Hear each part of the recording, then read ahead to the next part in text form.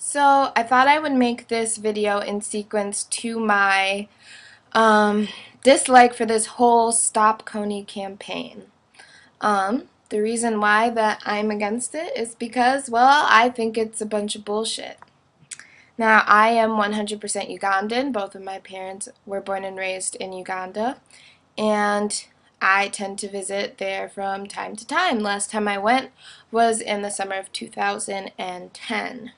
Now, when I went there, we had problems with the Al-Qaeda terrorist group, not the LRA terrorist group, which is the army group that Kony is the leader of.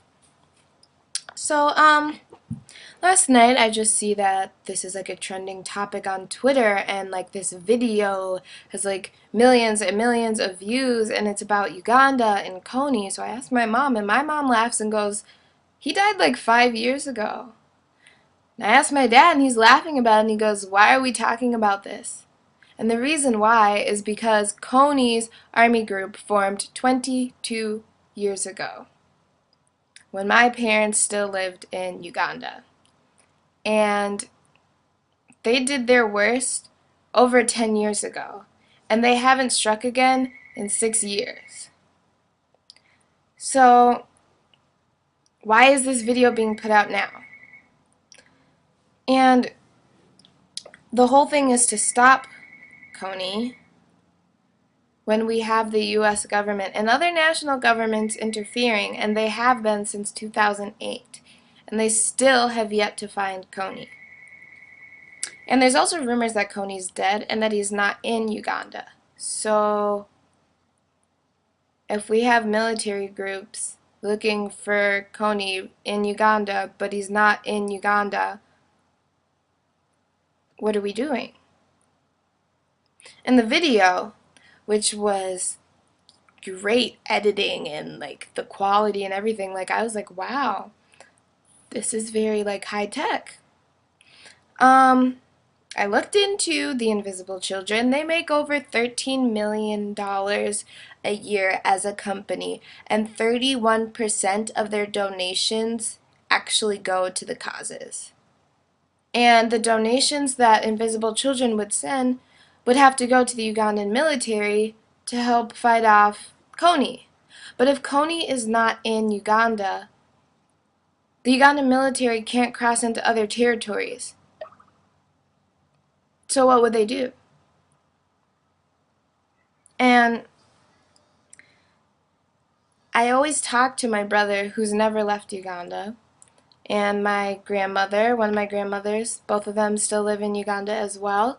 And every single time that I have been there, and I usually stay there for months at a time, not once do they ever mention Kony. So why are they making it seem like Uganda is one big hellhole because of Kony? Because it's not. So this video isn't really giving you the correct information. So before you go out and you're like, "Stop Kony 2012," and change your Facebook profile picture and make all these tweets about Kony, you should probably educate yourself. I mean, you shouldn't base it off of one YouTube video that a guy makes $90,000 a year for making these videos. He doesn't make it because he flies around the country and feels bad and decides he's going to sit at home and make this fantastic video to hope to make the world a better place. No, he is making a great living off of this. I mean, it's great if you want to do send donations to anywhere for any causes, but you should probably do that through somewhere more trustworthy, like the Amnesty International.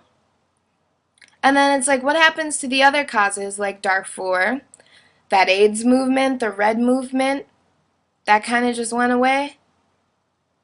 And then what's going to happen? How long is this going to last? Are we going to care about Kony until we actually get him? Or is it going to take something else to go on? Because there is something else going on right now, and you would know if you watch the news. I mean, I'm not judging you if you don't watch the news, but I mean, you wouldn't know unless you really watch the news, or someone who watches the news tells you, which is Syria.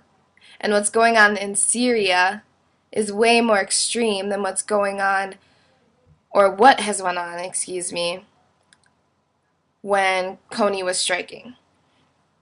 So I just really want people to educate themselves. Like, I think it's great to become aware of things, but this is something that's being blown out of proportion. And the people who are doing it and who started it are making a lot of money off of this, and a lot of money off of us. So yeah, just like educate yourself. Woo, but go Africa. I mean, I love Uganda. It's a beautiful place. If you want to go visit it, it's fun. But go for the right reasons. Thank you.